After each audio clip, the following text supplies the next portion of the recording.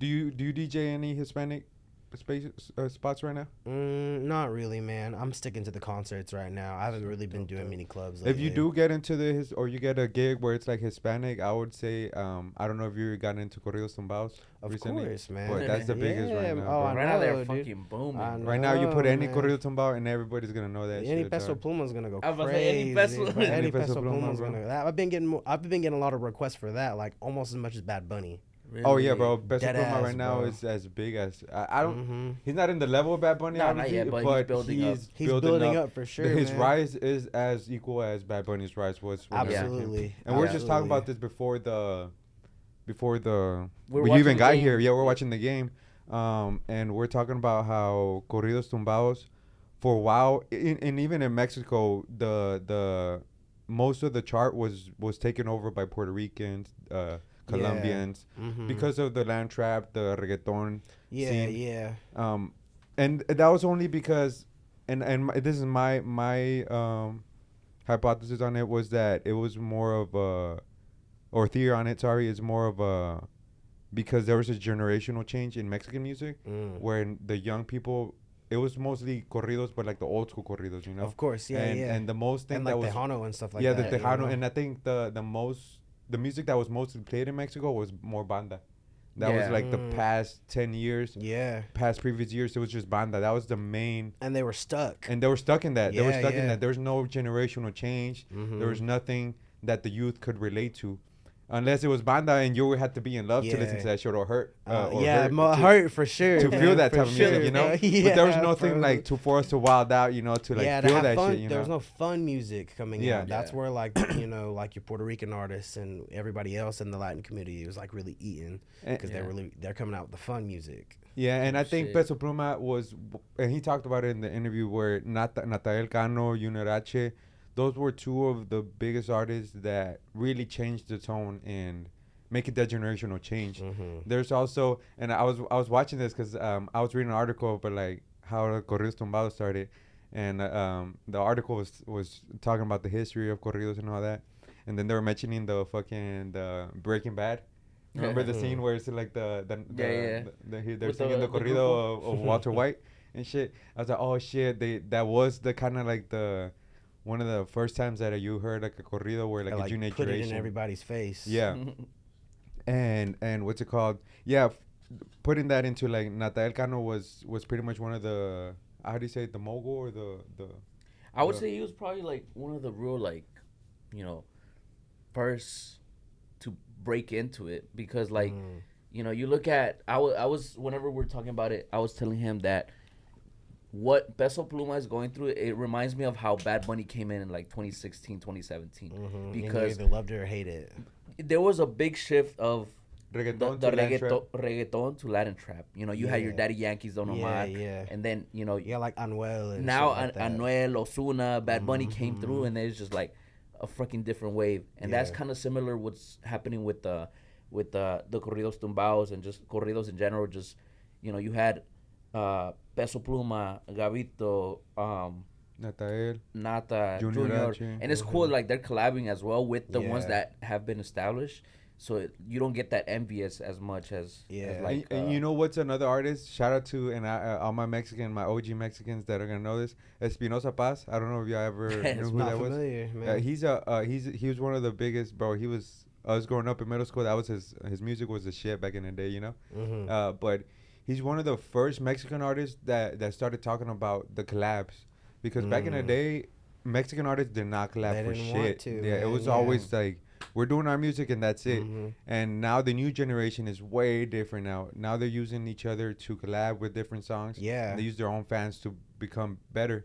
And that's one big thing that Espinosa Paz would always talk about how, why the fuck do we not collab with other artists, Mexican artists, because at the end of the day, we're going to benefit from each other. You know what's crazy? Like And- the first... Oh, go ahead. Yeah, go ahead, yeah. So, like, the first group or, like, Hispanic record label that I saw really doing that is it Rancho Humilde? Rancho Humilde, yeah. Dude, like, they have a monster fucking lineup.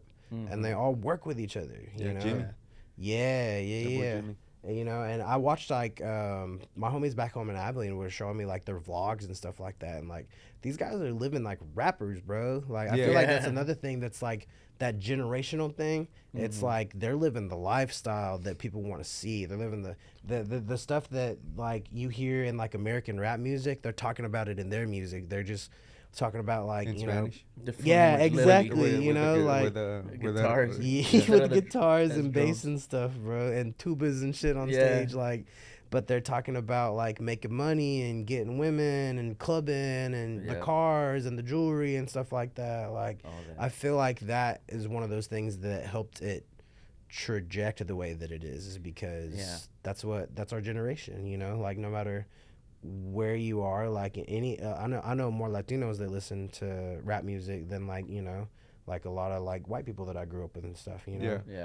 And it's like I feel like we're in a real day and age where like Latino music and hip hop are like very meshed. At least that's how I see it. Shit, I mean, you look at recently where it went viral on Twitter where JOP, Fuerza Regida, where they were playing after once their concert was ending, they were playing Chief Keef in Chicago. I saw that. Yeah. It's like, I think those are the guys whose vlogs I was watching. Fuerza Regida? They've been dropping vlogs. And that's because most of those guys grew up in the American lifestyle, you know, California. They understand the lifestyle. Even Peso Pluma, like, most of the stuff he follows or he likes it's all culture, American culture, you know, NBA, fucking Twitter, fashion for sure, the fucking Pushaisi mask, and it was bound to happen. I was telling my girl this because she was like, damn, like the Corridos just came and just kind of took over, and I was like, it was bound to happen because I keep up with music a lot,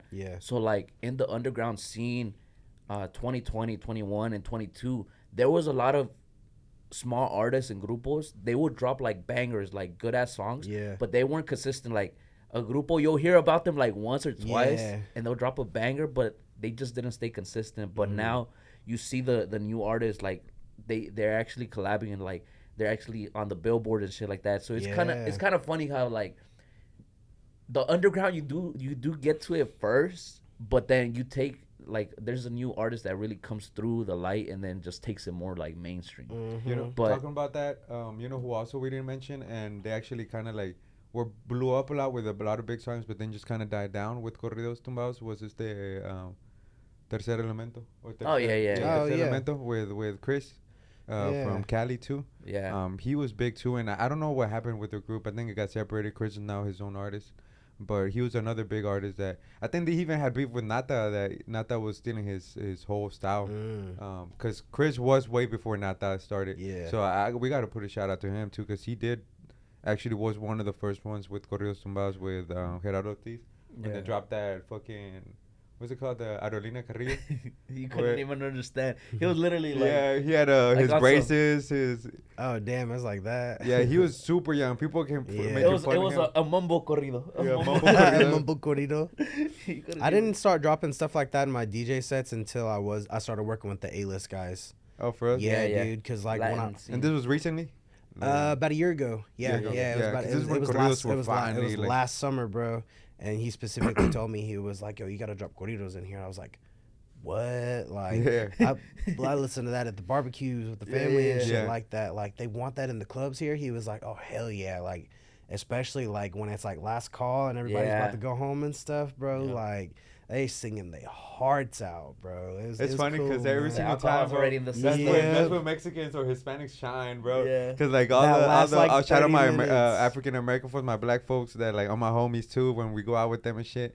And then like they play those songs, bro. They just look at it like, damn, like, like they're feeling that shit. But they fuck with it too, you know. It's cool seeing other cultures enjoy it. Yeah. The only thing I regret, you know, it's like, and I tell them, I was like, man, I wish y'all could understand what the song is saying, you know. Then you'd understand like why. Sometimes we don't appreciate that. We know those both languages, that we can appreciate the hip hop. And we can also appreciate the Spanish music. I barely know Spanish, bro. Oh, for real? I only know Spanish from music and working in kitchens. Oh, damn. Like, my dad, like,